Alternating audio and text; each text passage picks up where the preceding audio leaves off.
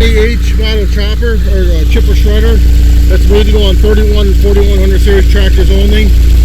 If you put a regular chipper shredder on this machine, this will overspeed it, overpower it. We use 4100 3100 series bigger pumps.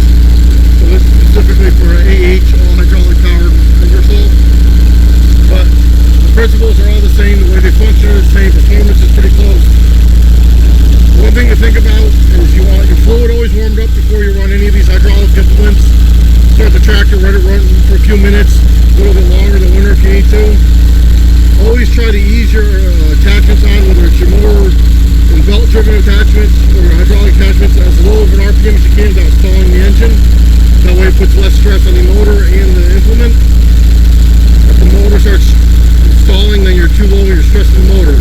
So usually a third throttle or so will do most implements pretty handy. This has got 20 horsepower and a big pump, it doesn't even need that much. But when you put these on, ease them on very slowly, whether you got the PTO under your seat or the PTO on the fender. And when you shut them off, you want to make sure you idle it all the way down. Let it idle for at least 30 seconds because this is still going to be spinning faster than the hydraulic fluid going to it because of the centrifugal force.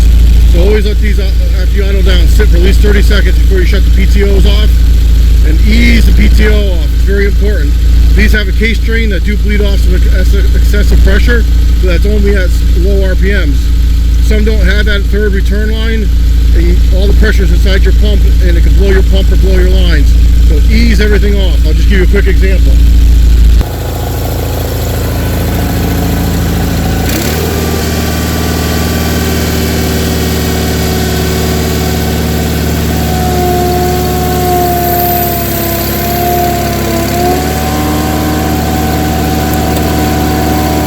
Once you got it down there, gently increase your throttle. Same thing, you don't want all that fluid going in there at one high pressure spike.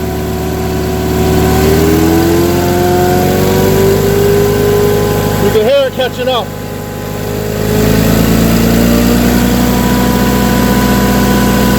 Then again, when you slow it down, ease it down.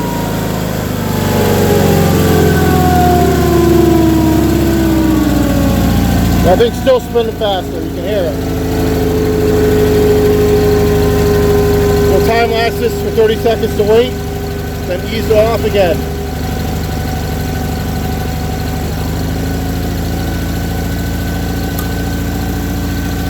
Best thing to do is let your equipment idle, the longer the better, before you shut the PTO off, and let the tractor idle before you shut it off. Let it cool down, let the hydraulic fluid circulate. Depending on the implement, but when you're running most of them, a lot of them you only have to run, you know, half, three-quarter throttle and they'll do the job. You'll be the judge of that when you're putting a load under it. Some things you do have to run full throttle. You don't want to overspeed things. The chippers are one thing, leaf vacs are another, the hydro cutter, any of these things that got a lot of inertia and centrifugal force.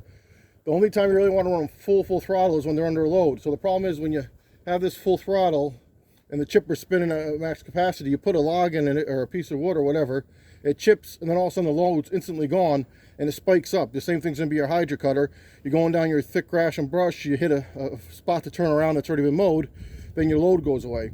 So you're better off doing a little bit under full throttle unless you're under load all the time. The same thing with your leaf vac and bagger. You know, if you got grass and leaves going through it all the time, sure, run it full throttle, but as soon as you come out of that heavy stuff, back it down a little bit. A couple quick things. You got to make sure your hoses are routed the right way. This pump can only flow one direction. You'll screw it up if you have your hoses on backwards or if your tractor's hooked up backwards. So be mindful of that. Never put your PTO in reverse with this particular attachment. You can do it with the rototiller, but most other ones you can't. This is for your thicker stuff. This will handle, I believe, 3-inch diameter. There's bigger stuff that's gone through there, but 2 to 3 inches is ideal. This, I think, is inch and a half. It's, again, all dependent on the wood, how fresh it is, how hard it is, how dry it is. Obviously, pine, you can go bigger. Brush, you can do all kinds of stuff in here. If it's been sitting and it's hard, it's not going to work as well. A lot of that stuff I did today was sitting for a long time. There's a couple options. This one's a little beat up, but there's a couple options you'll see. Normally this is straight, it's beat up, but you can angle this down and make a nice pile here. You have to be mindful if you lock this out, and it'll shoot probably 50 feet or more. So you have to be real mindful if you ever have this open. Sometimes it's good to do into a dump cart or if you're blowing into a particular, chunk of woods and you don't want a pile, you got to make sure there's no people and animals around, because it'll sling some stuff, probably 100 feet some stuff, honestly. But these are just fingers in here, you'll see, hardened fingers. Then there's screens that go in here, so if you want smaller chips or you don't want stuff shredded, but you want to actually be like mulch or wood chips, then there's different screens that go in here, and it keeps the stuff in there till it fits through the holes of the screens. So they've got different options. I just run it like this way. We're not doing anything fancy with it. We're just trying to get rid of the stuff. You'll see some of the stuff was stringy. Just did this for an example. If I wanted it nice and all chips, then you just put a screen in here. Again, this is supposed to be all the way down, so it just shoots everything in the ground, but it's a little, it came this way to me and I haven't had a chance to fix it. But always never stick your hands in here. Be careful. Loose clothes, this is probably not the best thing. You want to wear eye protection, gloves protection, proper shoes. This was just a quick demo video, so don't wear my outfit. This is the return line, the case drain we were talking about. Not all attachments have these. They started putting them on all of them later down the line. But so when you shut off your PTO valve, all the fluid stops flowing in these hoses. But this thing isn't done spinning. This is always going to continuously spin, from centrifugal force to a point. So it doesn't matter, you shut this off, it's still going to spin for a while. So this allows this motor to keep spinning, and all the fluid that's still left in here and the pressure comes through this case drain line, is what they call it, and bleeds off the excess fluid and the pressure. So this motor doesn't lock right up and either something blows or something breaks. So some tractors have it, some don't, but you can add this onto any tractor, but you can't necessarily add it to any attachment, if that makes sense. It's just a quick connect. If you see back here on this model, most of the time they're back here. This one's got two, being an AH system, it can run two hydraulic attachments.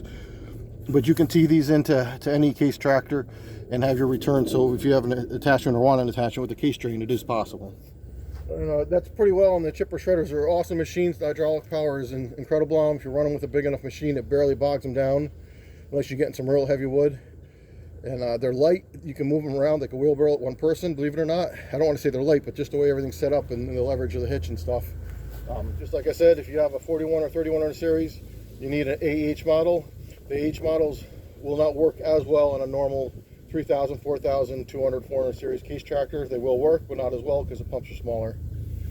So just be safe and mindful and have fun cleaning up. Be sure to subscribe, and thanks for watching.